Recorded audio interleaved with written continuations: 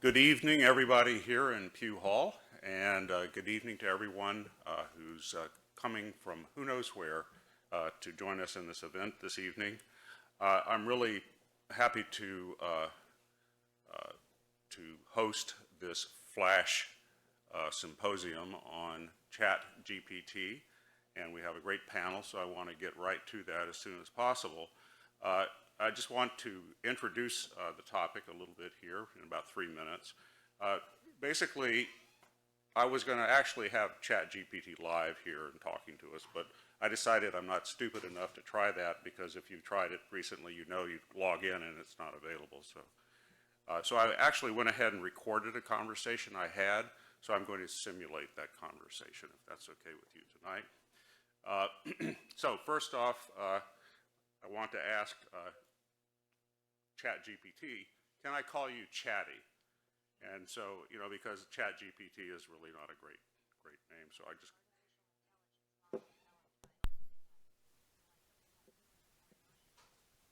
You may call me Chatty, or simply by using OpenAI or AI. Thanks, Chatty. Thanks, Chatty, that was great. So I appreciate your being here tonight. You're welcome. I am here to help, so please don't hesitate to ask me anything. Okay, so let's test your knowledge this evening. Chatty, if I could, who is the Dean of Class at UF? Okay. Thinking, okay. I'm sorry, but I don't have the current information on who the Dean of the College of Liberal Arts and Sciences at the University of Florida is, as my training data only goes up until 2021, and it's possible that there is a person by that name who is not well known or notable enough to be widely recognized. I would recommend checking the university's official website for the most up-to-date information. Okay, so we've identified one limitation of ChatGPT. So I'm actually Chatty, the Dean of Class at UF. How about this? Can you describe the College of Liberal Arts and Sciences? Certainly. The College of Liberal Arts and Sciences, CLAS, at the University of Florida is the largest college within the university and is dedicated to providing a comprehensive education in the arts and sciences. CLAS offers a wide range of undergraduate and graduate programs in areas such as humanities, natural sciences, social sciences, and mathematics. Well, that's great, Chatty. You're on a roll right now. Let's try another one before we introduce the panel. Let's try this. We're in Pew Hall. It's a great building, relatively new building here on campus. Tell us about Pew Hall. Pew Hall is a dormitory located on the campus of the University of Florida. It is a part of the University of Florida's Department of Housing and Residence Education and was built in 1947. Pew Hall offers traditional-style dormitory living with communal bathrooms and is home to mostly first-year students. The dormitory features a mix of double and triple occupancy rooms and has a capacity of approximately 551 students. Okay, I think we've learned something about you tonight, Chatty. You have a great imagination, but Pew Hall is not a dormitory. What do you have to say about that? I apologize for the mistake in my previous response. Pew Hall at the University of Florida is not a dormitory and does not have resident rooms. Thank you for bringing this to my attention, and I will make sure to provide accurate information in the future. Okay, thanks. So, Chatty, one last thing. You're trained on a lot of information. Just tell the audience here this evening what you were trained on, how you were trained. I was trained on a diverse range of internet text, including websites, books, and other forms of written communication, totaling billions of words. The data was sourced from a wide range of topics and was filtered to remove low-quality or offensive content. This large training set allows me to generate text and answer questions on a wide range of topics, but my responses are not always perfect and may contain inaccuracies. You can say that. So thanks for being honest, Chatty. One last task for you before we turn it over to the panel. I'd like for you to introduce the moderator, Jane Southworth, who's going to be running the panel this evening. Certainly. It is my pleasure to introduce Jane Southworth, the moderator for tonight's panel. As the moderator, Jane will be guiding the discussion and ensuring that the panel stays on track and addresses the key issues and questions related to the topic. With her expertise, she is well equipped to lead a productive and insightful conversation, and I'm sure that she will do an excellent job. Let's all give her a warm welcome.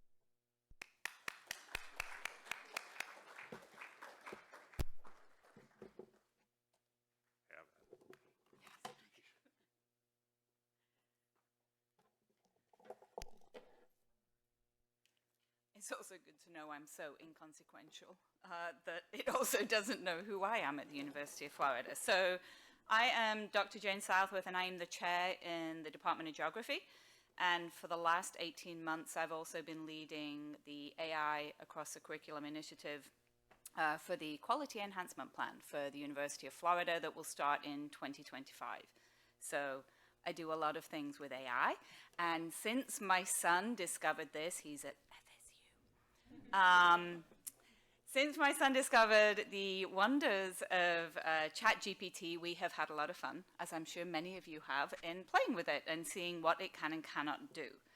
Obviously, that is a lot of fun, and it's a great and new tool, but it clearly has some serious issues when we think about it in terms of education, be it lower school, middle school, high school, and certainly universities. So we thought it would be a fun and engaging task to think about some of those issues. And to do so, 3 different panelists have been brought together with different viewpoints and different areas of expertise, obviously, to try and help us address this. So I'm going to briefly describe the 3 and what their background is, and then each of them is going to kind of address one specific area that I will lead in with.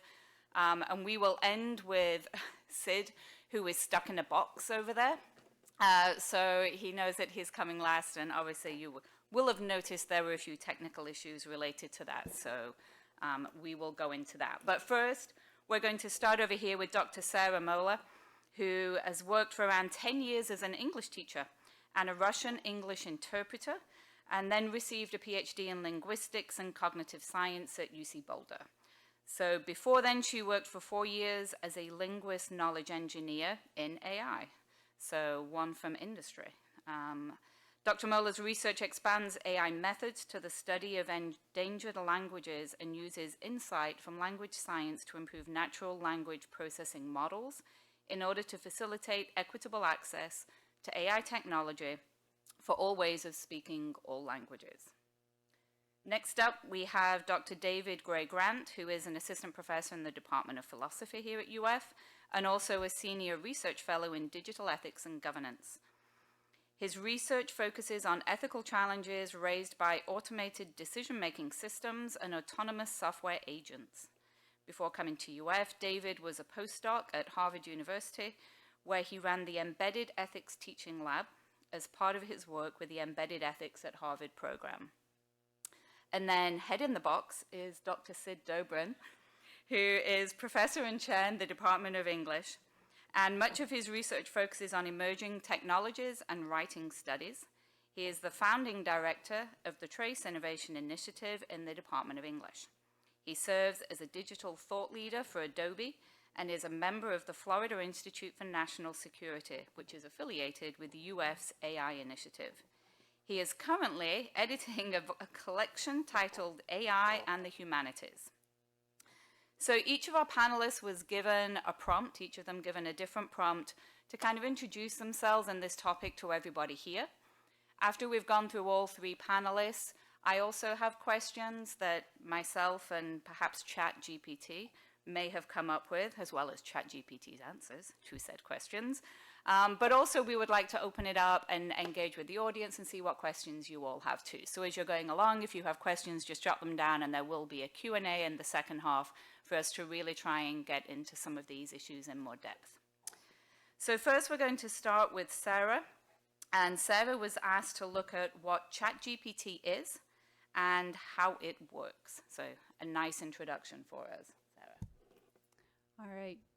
So ChatGPT is a chatbot or a conversational agent. So it's a model that's been programmed to respond appropriately to context, just as we might do in a conversation or an essay in response to a topic prompt.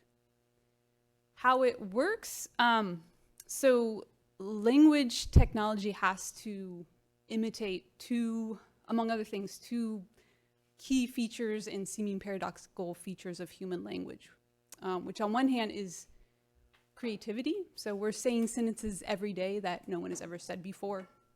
On the other hand, these sentences have to be produced within a complex and somewhat rigid structure. So how the computer learns to imitate that is actually easier to illustrate than explain. So I'm going to try this. I'm going to let you guys be my artificial intelligence, and I'm going to be the user. And I have in mind a 4-word phrase that I'm going to give you one word at a time. So I'll give you a word, and then just without thinking, because it's artificial intelligence, just based on your intuitive knowledge of English, when I motion to you, say out loud whatever you think is the most likely word to occur next. Okay, so you're going to predict. All right, so I have a 4-word phrase. The first word is green. So I say green, and you're going to say the next most likely word to be, okay. So we're going to do this. If we hear more people in the room, so speak loudly, saying the same word, then we're going to say that it's probably something that a computer could predict as well. So first word was green. Second word I have in mind is eggs. Green eggs. Okay. My third word is and. So I'm going to say green eggs and you will predict the fourth word to be. Okay. Interesting. Well, obviously I chose that phrase because I knew it would work, right? Anybody who's learned to read in America, and especially if you have young children who are learning to read, you've heard this phrase green eggs and ham very frequently. And so you're conscious of that frequency. You're conscious of that phrase. But the computer also actually can leverage the same frequency effect. And it does that by looking, whereas humans we tend to produce language in sentences, it looks at language as something that's both bigger and at the same time smaller than the sentence.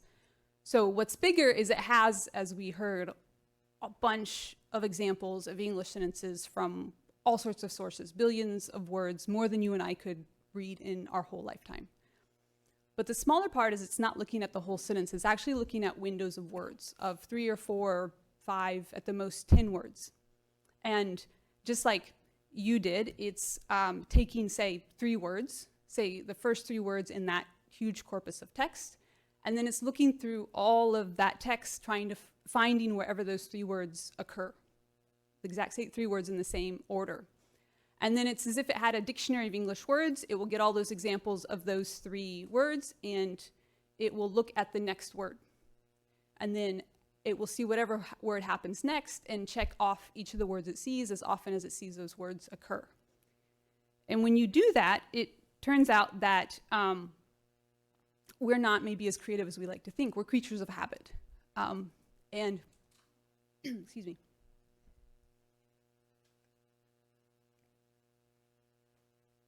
What happens is a lot of those words get repeated.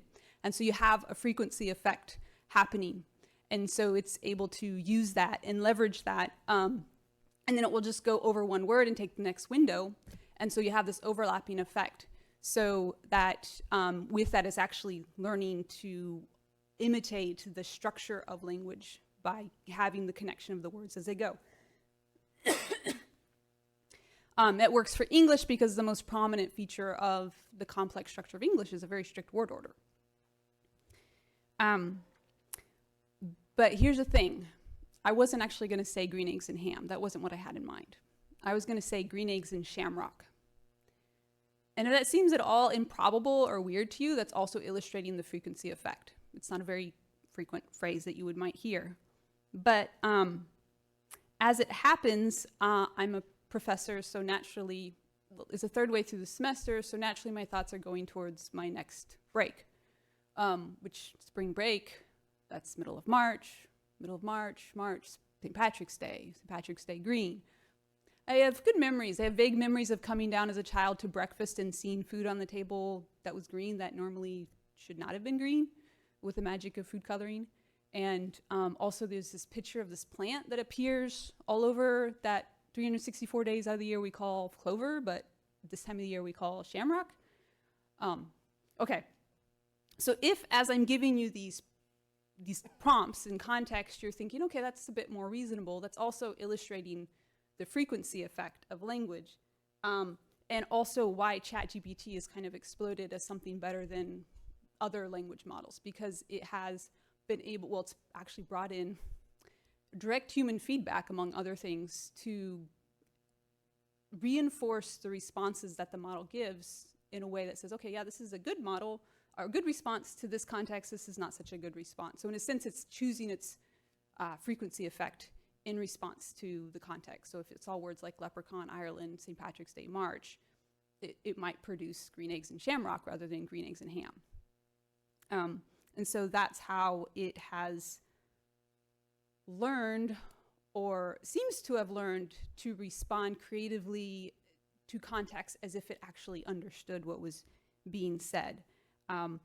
Whereas actually what's happening in a nutshell, the main engine of these models is just counting words as if it were bean counting, and then using some probability to then predict or to imitate patterns, which turns out are more predictable in the way we use language than we might like to think.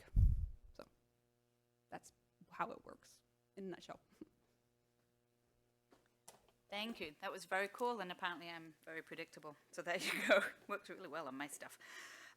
Okay, so next up, David has been asked to look at ethical challenges raised by the ChatGPT system for higher education and for society in general. David. All right. So you've probably heard that ChatGPT has created a crisis in higher education because it makes it incredibly easy to cheat on writing assignments. So rather than going through all the trouble of researching and outlining and drafting and revising and proofreading your paper, you can just copy paste the prompt into ChatGPT and push a button. And then you get like a well-written essay that's good enough to earn a C or maybe even a B. That's not just free, it's also currently untraceable, so we don't currently have a reliable way to tell if an essay was written by a chatbot. So two questions about that. So first, is that plagiarism? And second, why is this a big deal? So you might think that using ChatGPT to do your homework isn't plagiarism, because plagiarism is presenting someone else's work as your own, and ChatGPT isn't a person. So I think this is sort of beside the point. So whether we call it plagiarism or not doesn't really matter, because at any rate, it's academic dishonesty. So when a professor asks you to write an essay in response to some question, the assignment's to do some research and think about how to answer the question, and then generate an essay that distills the results. And if instead of doing that, you just type the prompt into ChatGPT and then submit the results, you're turning in work that you're pretending you've done when actually you didn't do that work. And so that's academic dishonesty. Okay, so with that out of the way, so why should we care about this? Why is this a big deal? Well, I think the concern is that this could really lead to an epidemic of plagiarism. So why might that happen? Well, on the one hand, it might not feel like it's cheating to students, and on the other hand, it might seem a lot less risky than more traditional forms of cheating because it's not traceable. And if we were to experience an epidemic like that, then that would be a problem for universities for at least two reasons. So one is that it wouldn't be fair, obviously, to students who do the work. Grades matter in our society. They're used to distribute all kinds of scarce resources like scholarships and jobs. So we really do have an obligation in academia to make sure that grades mean what they're supposed to mean. But it would also widespread cheating would also undermine our ability to make sure that students are prepared to make valuable contributions to society. So we don't make essays because we like students to make students do work. We do it because we think it's going to help them develop valuable skills. So for example, so I'm a philosophy professor, the process of writing analytical essays doesn't just teach you how to write, it also teaches you how to break down complex ideas and apply them to new contexts, the ability to make and evaluate arguments, and all of the other skills that we think of as collectively constituting critical thinking. So we really do need to think about how to avoid a situation in which students can just easily bypass our writing assignments, because otherwise it won't be fair to students who do the work, and students who do choose to cheat won't be learning what we need them to learn. As far as broader social concerns go, I'll talk about three different things briefly. So there are a lot of things we might discuss here, but I'm going to focus on three: misinformation, bias, and job loss. So misinformation first. So ChatGPT can give you an authoritative sounding answer to almost any question that you ask it. That's fantastic when it gives you the right answer, but it's not so great when it lies to you. which it has a surprisingly strong tendency to do, as we saw. So my favorite example of this is one user early on asked it what the fastest marine mammal was, and it said that it just insisted it was the peregrine falcon, which is very fast, but it's not a marine creature, and it's also not a mammal. So what's going on here? So importantly, what's going on is probably not that ChatGPT is just repeating something that it was on the internet, which was used to train it. ChatGPT and tools based on similar technologies have the surprising tendency to make up or hallucinate information that's not in the training data.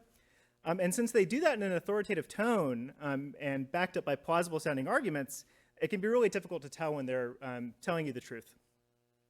This has already caused significant real-world problems. So Stack Exchange is an internet forum where programmers can post technical questions and get answers from members of the community. Right after ChatGPT was released, users of the forum realized that it could be used to generate answers to exactly the kinds of questions that people tend to ask on Stack Exchange. So users, realizing this, started flooding the forum with these sort of answers from ChatGPT. And since thousands of people were doing this, the forum's moderators just weren't able to keep up with the flood of misinformation, and they had to ban the use of the tool. So this took about like a week after ChatGPT was released to happen. Okay, so there's two upshots of that story. So one is that tools like ChatGPT are currently quite unreliable, which means that it's important to keep in mind those limitations when you use them, especially if it's for something important. But the other is that these tools really have a tremendous ability to automate the spread of misinformation. So the spread of misinformation online is already a really serious problem that we don't have good solutions for. And this new generation of chatbots is going to threaten to make that problem a whole lot worse. All right, so second issue, bias.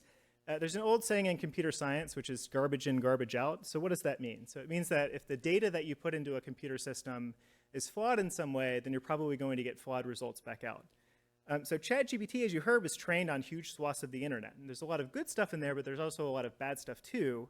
And so in addition to toxic and dangerous content, which ChatGPT can definitely reproduce. So they said that they filtered the data, but users have shown that it contains all sorts of dangerous and toxic information. It's also full of a lot of stereotypes. So since ChatGPT was trained on data that's full of various harmful stereotypes, it has a tendency to behave in ways that reproduce them. So one example is that a researcher asked it to write a script that would tell you if someone was a good scientist based on their race and their gender. And it did that. So it wrote a script that if you input that it's a white male, it says good scientist, and otherwise it says not a good scientist. So lots of smart people are working on this problem of bias, and lots of people are working on the hallucination problem. But they really are very hard problems to solve, and we really shouldn't expect perfect solutions. So as a result, we're all going to need to be very vigilant as we use these tools to make sure that we don't end up doing more harm than good. All right, so the last problem that I'm going to mention is job loss. The CEO of Microsoft, who's Satya Nadella, was recently interviewed about ChatGPT at Davos. He was being interviewed because Microsoft is a major investor in OpenAI.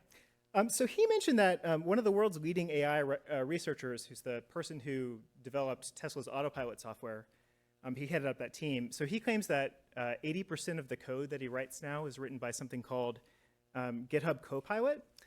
So that's another OpenAI tool, and it can write code on the basis of a sort of prompt in plain English. So Nadella's take on this was that this is really fantastic for workers. We're all going to be like so much more productive as a result of these tools. But there's another way of looking at it, obviously, which is that now companies are going to be able to use these technologies to get more done with fewer workers. And that could mean that there are a lot of really good jobs that you might have thought were exactly the kind of jobs that you couldn't automate that might start going away. So what we need to worry about here is that some people might just get left behind because they don't have the skills that employers now need. So we need to think about, as a society, how we can realize the benefits of these technologies without leaving a lot of people worse off. Okay, so just to bring things back to higher education, so as academics think about how we redesign our assignments to make them ChatGPT proof, we also need to be thinking about how we can redesign the curriculum so that we prepare students for a world in which these chatbots play increasingly important roles. And I think that's something that Sid is going to be talking about. Sid, can you hear us?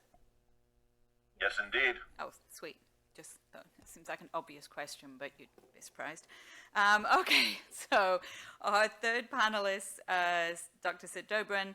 Sid is going to now cover for us a brief introduction on the beneficial possibilities rather than the downside risks associated with ChatGPTs or similar. Sid? Or something like that.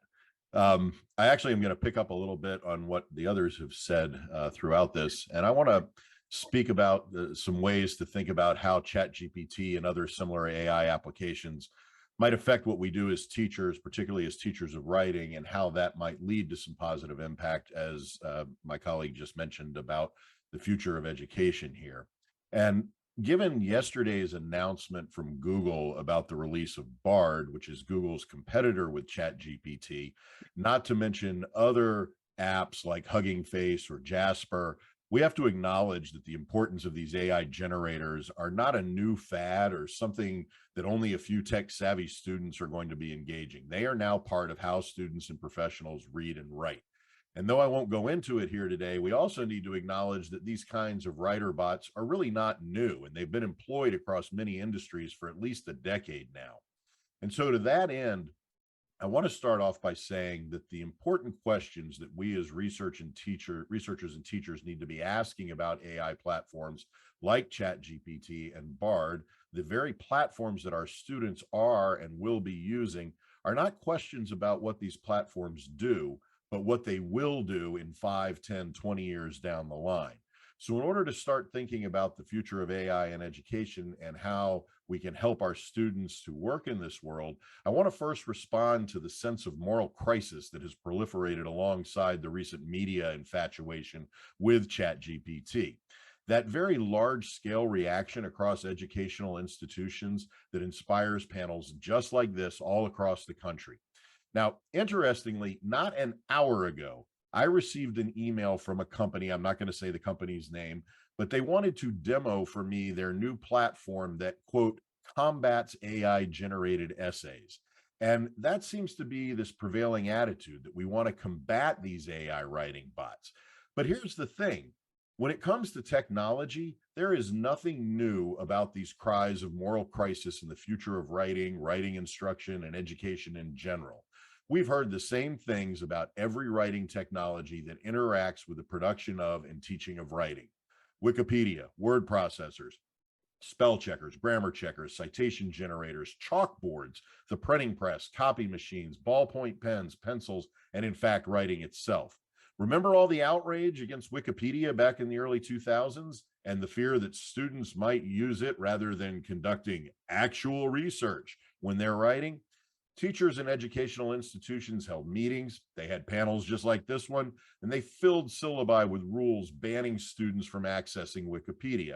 It's interesting that within a decade of Wikipedia's introduction, the educational outrage not only dissipated, but that teachers from then till now ask students to write wiki pages or revise and edit pages that are already existing as common writing assignments.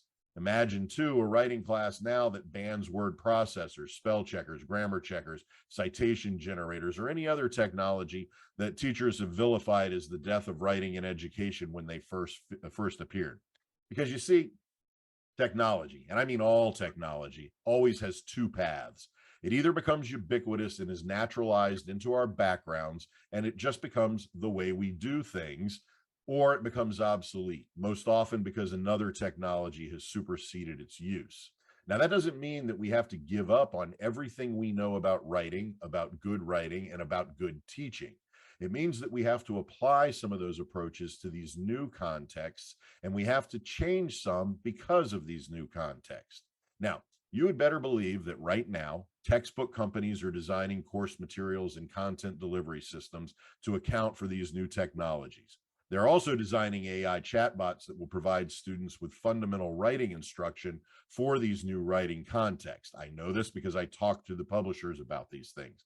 Now, I'm not going to get into the potential for teacher bots right now, though it is something I've worked on, and because I want to talk about bots that are making the news now. So what does come next? Well, schools, colleges, and universities, we're not going to be the purveyors of what comes next for AI for writing. Industry, publication, and public communication will be. Right now, the headline garnering ChatGPT can produce fundamental writing that is generic. And as Dean Richardson just showed us, it's not always right. However, as companies develop algorithms that are discipline specific, that mine context that is more distinct to specific contexts, those AIs will start building more complex and more context specific abilities and will produce more dynamic and more useful writing. Let me give you an example. I want you to think about the US outdoor recreational industry, which accounts for 1.9% of the US GDP, about $454 billion per year.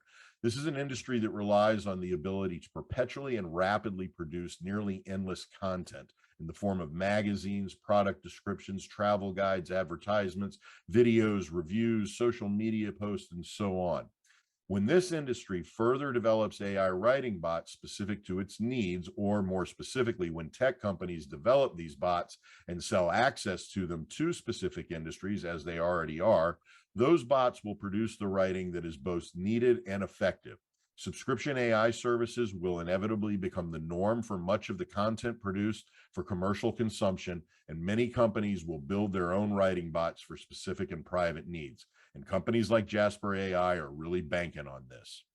Anecdotally, I should say, I have a friend who works for a PR firm in the outdoor industry, and she recently told me that her company had fired about a dozen writers and hired a single AI expert to oversee content production for their publications. This is going to become the norm, and educational institutions that are attentive to their students' career paths and student success will need to prepare their students in how to use AI for these new kinds of positions. So teachers will not need to abandon the important critical thinking, problem solving, effective communication skills that we teach college writers, the kinds of skills and methods that stand as central to a liberal arts education. But we will need to redirect those objectives into a new AI-driven context. And doing so doesn't eliminate or reduce what we've always done. It opens up the possibilities of what we can do. And we have to recognize, too, that we function in what we might understand as a template culture of writing. We are open to the efficiency of using web page templates, video templates, resume templates, report templates, replicated codes in our computer programs, and so on, because they allow writers and designers and coders to circulate content without having to start from scratch. As readers, we are willing to accept the inclusion of stock images, stock music, stock video, much of which is AI created or AI modified, and we accept these in the documents we read. AI written content now adds stock writing to the conversation, but for some reason, we're more defensive about protecting the idea of original writing as more valuable than other forms of content. So where I'm going with all of this is that ChatGPT, Bard, Jasper, and so many other AI writers are not the demise of education, as so much of the press wants us to believe, but are an opportunity to reinvigorate education, specifically liberal arts education, within the context of the world our students are going to need to live and work in. Thanks. Thank you very much, Sid. So is Sid going to be able to hear us now or no? Yep, okay. It looked like he was engaged in it. Okay, nice to have you with us, Sid. One comment to the two panelists, if you can lean into the microphone when you speak so they can pick you up at the back. Okay, we have the old lady glasses on and off issue. So at this point in time, we would like to open the floor for any discussion questions. And as I mentioned before, I also have ChatGPT questions that are very specific. So you tailor it enough, you're going to get it to tell you what you want, as we all know. So we have both. So we can alternate between them. If we have some great questions from the floor, we can just go with that. And we do have all three panelists, so they can all address questions that are raised, or they can choose to go with ones that it's more their area of expertise. So does anyone want to kick us off with a question? Okay. I'll just take advantage of the fact that I work here. But I just wanted to ask if you feel like social science majors will essentially become obsolete with something like ChatGPT. I know we mentioned like this reinvigorating it, but I am curious, like, what does that mean for academia moving forward? Like, will we kind of move towards like a unified front where all of our writing sounds the same, or like nothing innovative and new is being contributed? I'll take that. Talking about social sciences, So linguistics would be under social sciences, and I have a friend who did anthropological linguistics for her PhD, and she's now working for a tech company doing user interface research. So it's not necessarily like ChatGPT related, but as Sid was saying, these technologies are changing the world. There is concern for job loss, but there's also job creation. So with more technology and more people using technology, it's become very important for companies not just to have the technology, but to have one that's easier and better to use. So how do you figure out if yours is easier and better to use? You have to do social science research, which is exactly what my friend is doing in industry, earning lots of money. Anybody else want to add to that? David or Sid? I mean, it's worth mentioning that we don't, like, it's not as if these systems can automate the process of doing scientific research. I mean, we're nowhere close to that. So I don't think social science major. I mean, we're still going to need people to study the social world, I mean, for the foreseeable future. Sid? Yeah, we also have to keep in mind that when we say writing, that's a very generic term, and there are different kinds of writings. And, you know, a large chunk of the writing that gets done in industry is never intended to be read by anyone. It's for record keeping. And so part of what we have to ask in that question about the social sciences isn't just what discipline will this affect, but what are the kinds of writing that this thing can and cannot do effectively? It's not turning out, you know, beautiful prose, but it is certainly turning out very effective, good enough kinds of writing in specific contexts. So I think the question of will this, how this will affect writing needs to be broken up to what kinds of writing. Any other questions? Yep, right here. Dr. Grant, hi. To Dr. Grant, do you believe that like subscription-based like AI services, like some of these chatbots that draw from free like databases owe anything to said databases? Yeah, good and difficult question.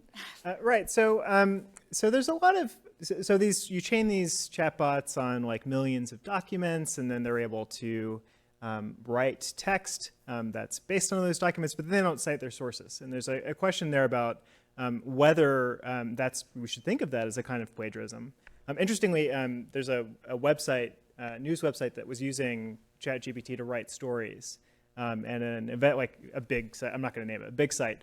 And an investigation found that it seemed to have been sort of like directly plagiarizing competitors. So taking text from articles written by competitors and then like changing the wording around a little bit. And so, yeah, there are big worries about content attribution with these services because they're not currently good at citing. Now, Microsoft just released a new version of Bing that's ChatGPT powered, and it seems to be able to do some citations. So maybe that's a short-term limitation. But yeah, as far as whether compensation is owed, I mean, some people think so. So a lawsuit was recently filed against the creators of, I think, Midjourney, which is this image generation app by artists, because the system was trained on their artwork without consent and then can produce art very similar to it. And so I think there's a plausible case there that maybe you might owe some sort of compensation. It's a little bit harder to know what to think about articles written about general purpose topics that are based on lots and lots of different sources. Like if I write an essay about cell structure of a certain kind of plant, we don't typically think that I need to then pay the people who read all the sources I used, although I do need to cite them.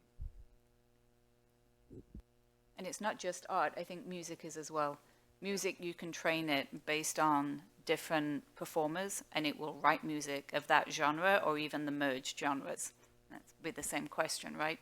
Be it art, text, images, music, they're all similar questions.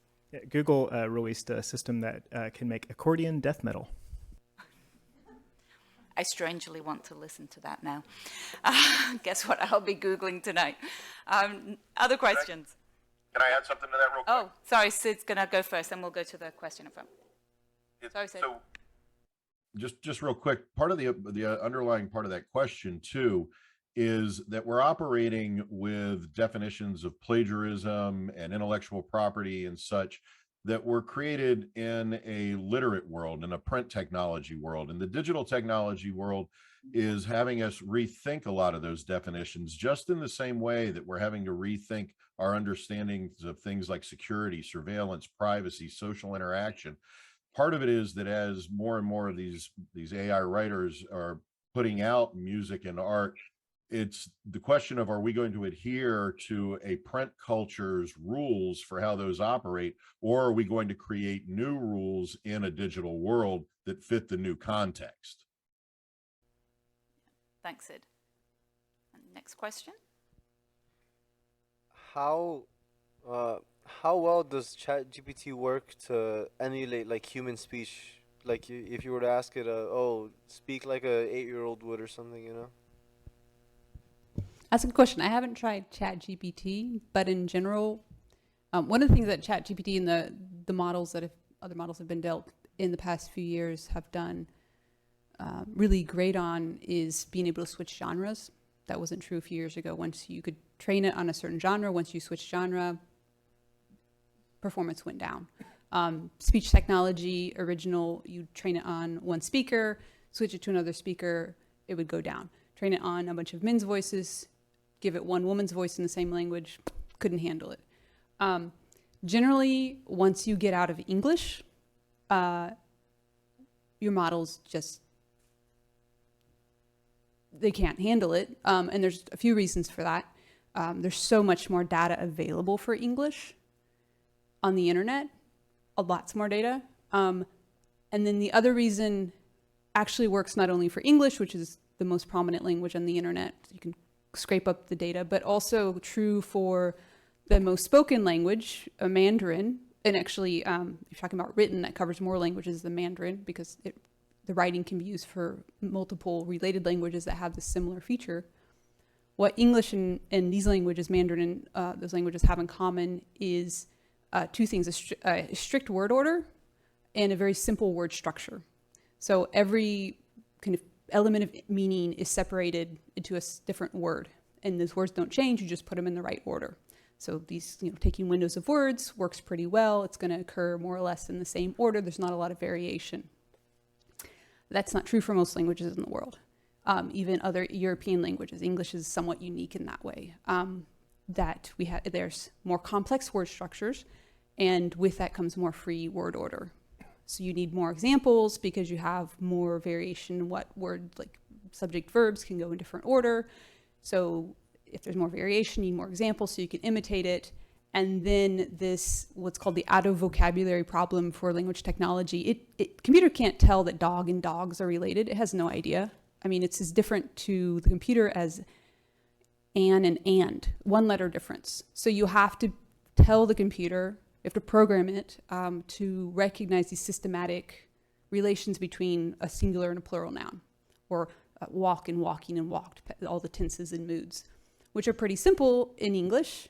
In other languages, it gets really complex. So you have not just like for English verbs, like up to 6 or something different forms that you can have, but you can have dozens, and even hundreds of variations of one word.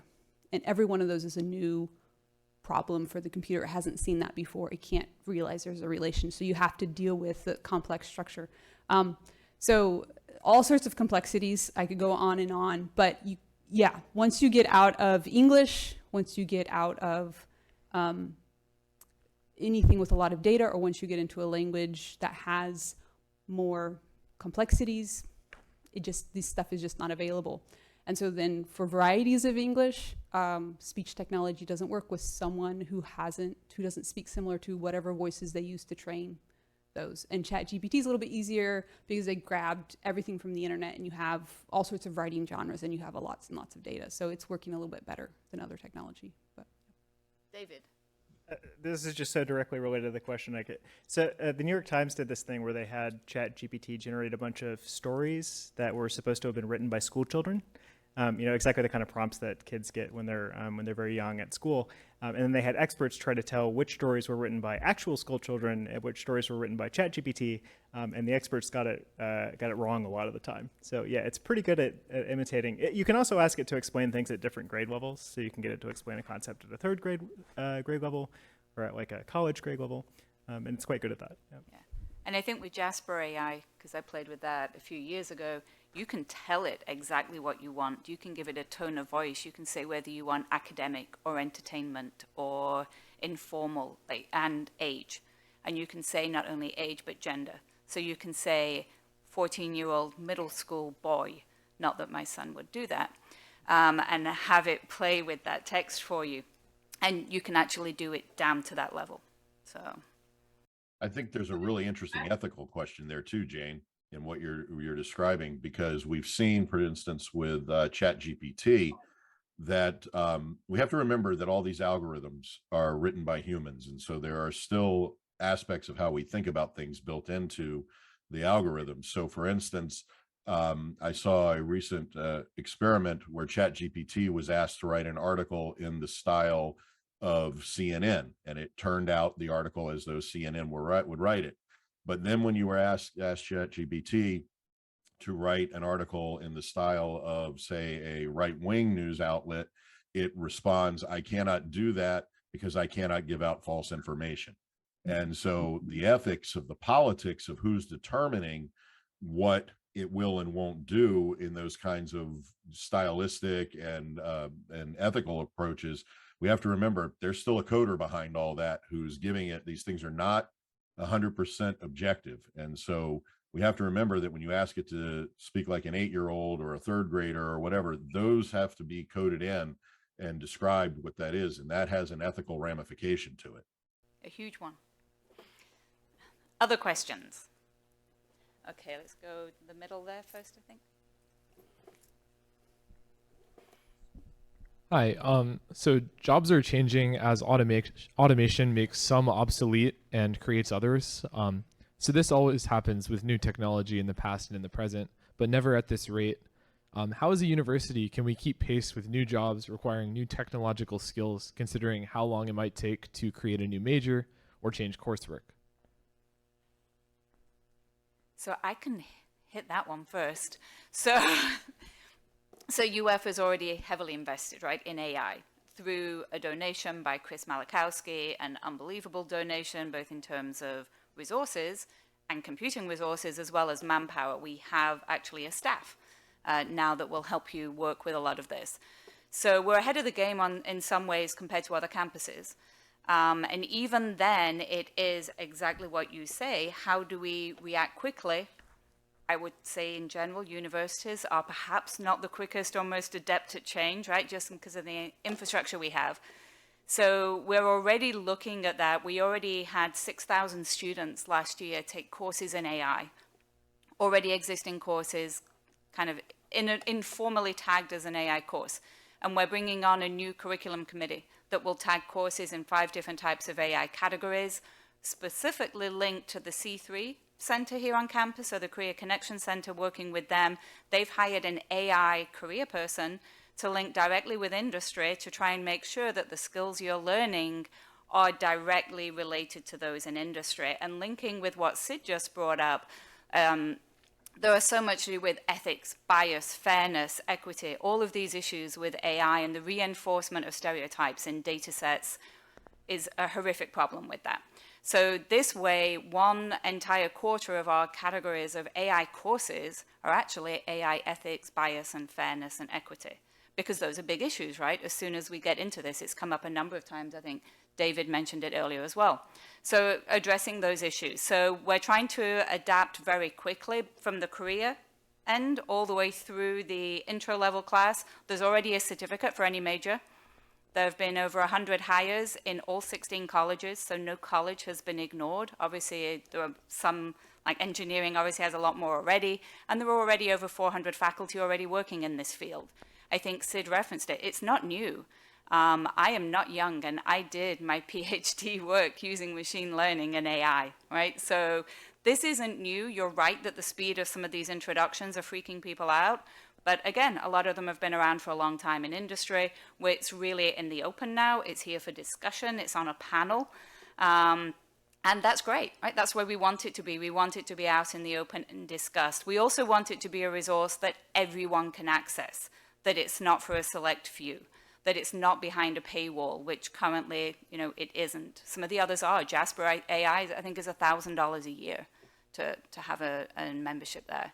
So I think a lot of those issues are coming up.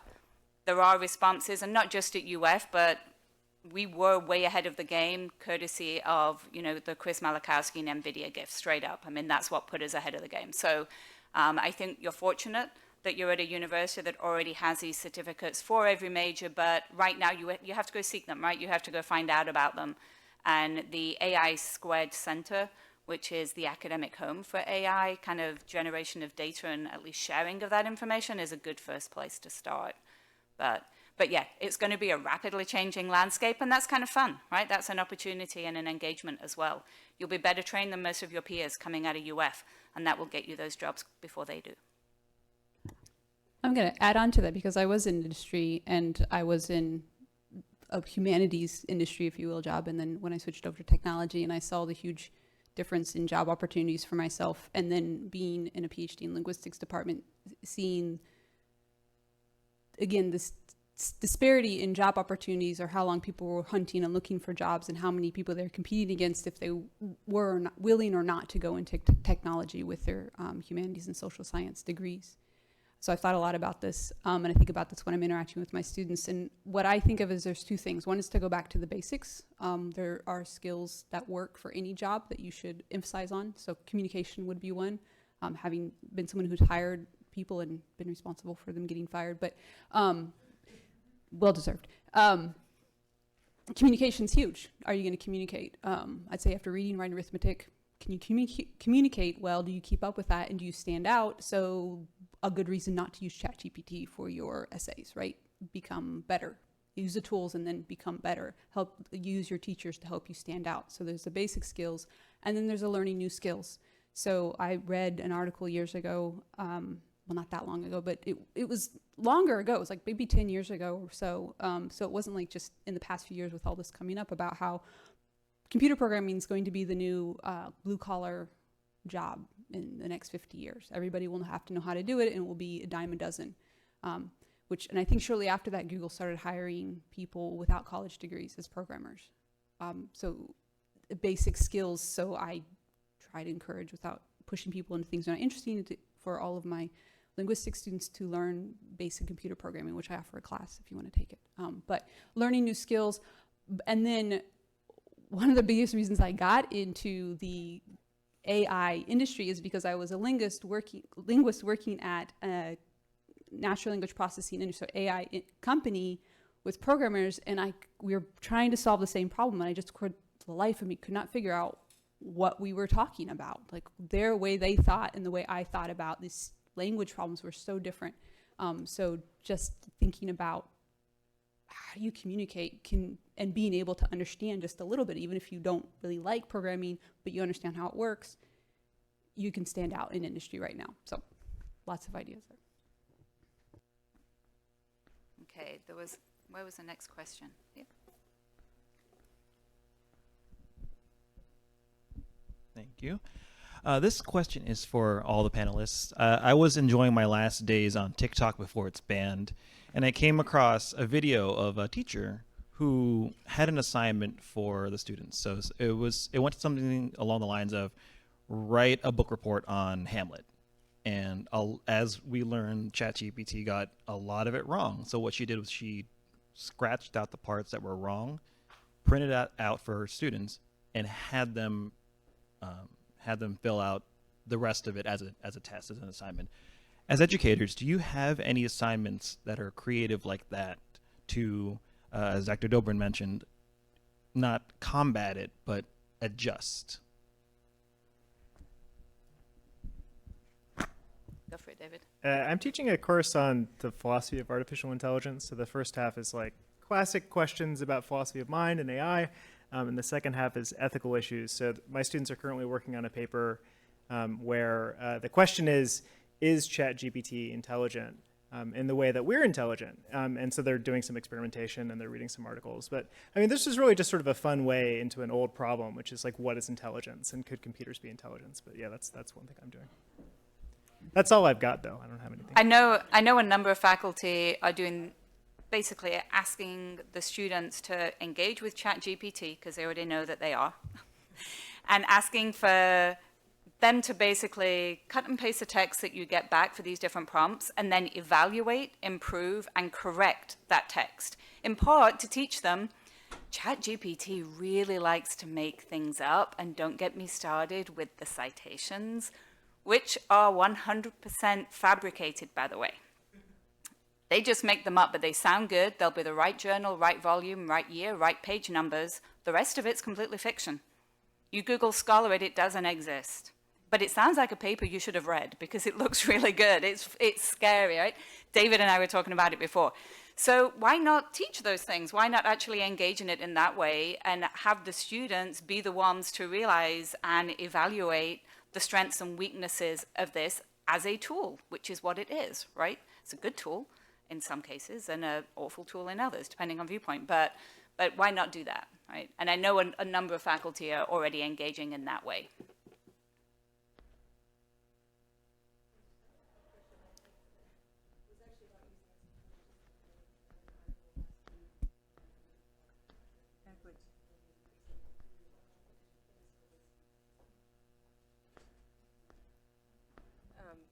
He already incorporated a whole provision in his syllabus about ChatGPT, and if you're going to use it, you have to cite it, and he also had assignments on having students generate stuff with ChatGPT, and then reevaluating exactly what you were saying, but I've come up with another question. In the realm of bias and equity, what do you think about jobs being created to actually directly address those issues? When you're talking about language, natural language processing, and ChatGPT in the sense that Mandarin and English, the most widely spoken languages, and I would assume maybe Arabic too, are the most accessible. So, which is an equity, access to AI technology per se, and that which could also affect access to that as an educational tool. So addressing that as an issue, but I'm thinking about also bias in data, the training data that we feed AI. I don't know if this is already, being done or thought of. I mean, obviously, when you're in machine learning and training, you're always trying to improve the training data, right? But jobs being created to improve that, to help eliminate that. I'm just wondering what you think if these would be sort of future jobs, to actually head-on address bias, to try to incorporate more diverse training data sets from more diverse populations, et cetera. I mean, for sure. I'm hiring students right now to work on that for speech recognition for African American English. There's lots of interest in this in industry. They know that's important, or they know that it's important for them to to show that it's important. Yeah, these are huge issues. A lot of my research is focused on that, especially for non-dominant languages. Why should anyone have to switch out of their native language with which they connect with their family and friends and they're most fluent in, just to be able to get the same opportunities that other people in the world can get because we speak English or Mandarin or some other language that just keeps proliferating on the internet? I guess those are my thoughts. It needs to be addressed, yeah. Yeah, it's definitely a huge growth area, like sort of under the heading of AI safety. So there's a lot of researchers now who are really like making careers out of thinking about how to combat bias in these systems. That's in a lot of different fields. So like my own research is about how to think about bias and AI-based decision making. On the accessibility thing, yeah, I mean, I mentioned the Microsoft CEO talking about this programmer automating his coding tasks. He also mentioned that there's a governmental entity in India, I forget where exactly, that had trained a similar model on a bunch of government policy documents, and then on a bunch of different languages, and was using this to try to make information about how to get access to government services accessible to people who speak sort of less common languages. So yeah, there's tremendous potential to make almost anything more accessible. Sid, do you have any comments? I actually couldn't hear the question, so I'm just kind of picking up on what the other panelists have said. Yeah, so the question is one looking at whether the issues of bias and inequality in the data sources themselves may actually create new jobs to help correct and fill in those data issues that occur due to AI using all of this biased data to begin with. So is that kind of potentially an opening where we might get new jobs and new services kind of being developed as a function of these ChatGPT type techniques? Yeah, absolutely. And I actually see that as two different kinds of avenues to thinking about not just the jobs that AI will bring about, but how we actually think and teach about AI. And I'll be really reductive here, because a question like that is really asking us two questions. One is, how is the AI being deployed? And I tend to think of that as applied AI, how the AI is being used, which is, one of the missions here of UF's AI initiative. But the other side is what we might think of as theoretical AI, and that's the kind of AI work that a lot of us, particularly in the humanities, are doing, about asking about the ramifications of this. So there's also that other end of it, of being sort of theoretical and thinking about how AI is going to function, and then how do we turn that into the application. And so whether that generates more jobs or new jobs, sure, but I think the bigger question there is, how are we going to think about what those jobs might be, rather than just let's apply the AI, let's apply the AI. Yeah. I'd like to add to that, kind of also connect to some of the other questions we had about jobs in social sciences. So in 2014, the Department of Defense funded a huge research. There was multiple industries and universities to build machine translation for under-resourced languages. And their case study was the earthquake in Haiti had happened recently, and they realized that Haitian language, people were writing in it, texting in it about where they needed help or where people supplies were, and the humanitarian aid workers weren't able to access this stuff very quickly. It was all up there on the internet, but they didn't have a way to process Haitian language.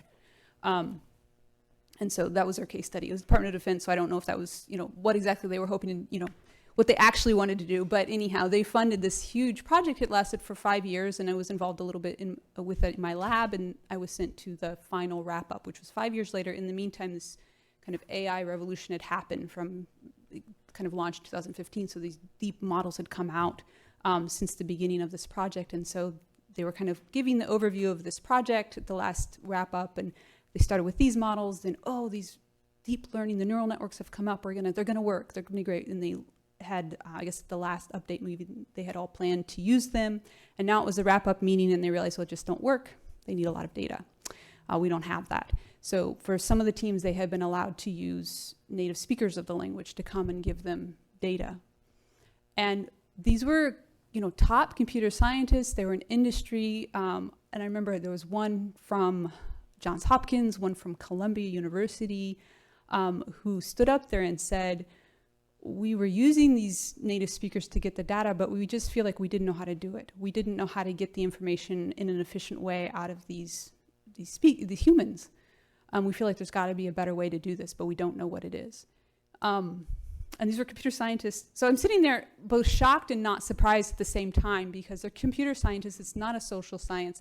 But I'm sitting there as a linguist thinking there's a whole stack of literature in linguistics from people who have been working with these understudied, underdocumented languages for decades about how do you get the information, elicit the information you need for a specific goal and task from the human speakers. And also with that, how do you do this work, and how do you interact with the speakers in a way that gives back to the community, more than just paying them for the hourly work, but actually gives benefit of your research to the community. And they didn't know about this. So talking about jobs and how to address the bias and the problems that come up with them, I think that social sciences and humanities have a lot to offer, and the computer scientists are starting to recognize that. Okay, so I think we are 7:05, so I think we need to wrap up, but I'm sure it's something we could all talk about for hours. I know we do in our house. But I thought that to end, it might be fun if for each panelist, and they don't know this is coming, but just off the top of your head for each of you, which gives Sid a direct advantage because he's going last, what are you most excited about the idea of ChatGPT and higher education? And what is your biggest concern? I go first. I'm most interested in the question you ask is, I'm excited about coming up with unique ways to help students learn how to use this in a way that's going to make them stand out in their jobs and become better writers and better communicators, and learning how to do that creatively in a way that, discourages them. We're all lazy. We all need help, but also encourages them and makes them more aware of what this can do for them. my biggest concern is the equity. Are we just going to build these models for English and just one way of speaking English, or are we going to be creative? Which also means actually we have to go back to some of the older, less exciting for the technology, because they're not state-of-the-art models. Those work better for languages and varieties of languages that we have less data for. So are we going to just keep moving forward without considering everybody in our society, or are we going to take the time to pause and reach out hands, I guess, to help? David, biggest concern, most excitement. Having it write my emails, losing my job. No, more seriously, I mean, you know, Lean forward. everything she said, but also, I mean, one really exciting thing as a researcher is that we're starting to see more special purpose tools, like some people in public health at Stanford trained it on a huge corpus of like public health papers, and it was able to answer like questions about public health with a surprising success rate. Like not amazing, but it got something like 50% of the questions that you might ask doctors right, which is like way above what you would expect from just someone randomly guessing. So yeah, so like what would a system like that trained on like a huge number of papers in my discipline look like? Like there's a tremendous potential to really help us research much faster than we ever had before. I think that's really exciting. But then yeah, that really, I think the job loss worry is the big one. And that's largely a policy problem. So how are we going to, as a society, set things up so that we get more of an equitable distribution of benefits from the technology? And you always have that issue whenever you have new technologies. But Sid, most exciting and biggest concern. Oh, you're muted, Sid. Sorry. I think that my biggest excitement is that because we're talking so much about these AI bots in terms of writing and communication, that we've really got an opportunity to disrupt what we've always assumed about writing and communication and really rethink that. Now, for those of us, for instance, in composition studies, you know, we've spent a lot of time thinking about the autonomous writer and the writing subject and how we teach writing. And this sort of opens up the question about how we teach writing in a kind of disruptive way that lets us not have to adhere to the traditions we thought were the foundations of communication. And to me, that sounds kind of exciting. I think my biggest fear falls in line with the others, concerns regarding equity, but also concerns regarding a new level of the digital divide and how exclusion is going to take place with all of this. And we're seeing the politics of that play out in a lot of discussions already. And so I think that to me is my biggest concern, particularly working with students at UF. Great. And I see Matt has a microphone in hand, so I assume you're going to say something, but maybe you just hanging out with it. I don't know. No, I was actually ready to hand off for questions because we lost some of our student assistants who had to go do some other things. So I do have one thing to say. We do have some information back here on the back table as well about some different AI initiatives and so on. So if you want to stop and browse back here, and also the College of Arts and Sciences table back here as well. So thank you very much, everyone, for coming. And also to our amazing panelists here is Sarah, David, and Sid remotely.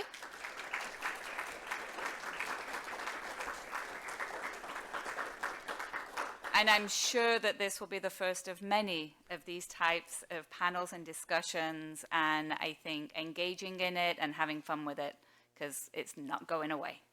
Thank you, guys. Have a good night.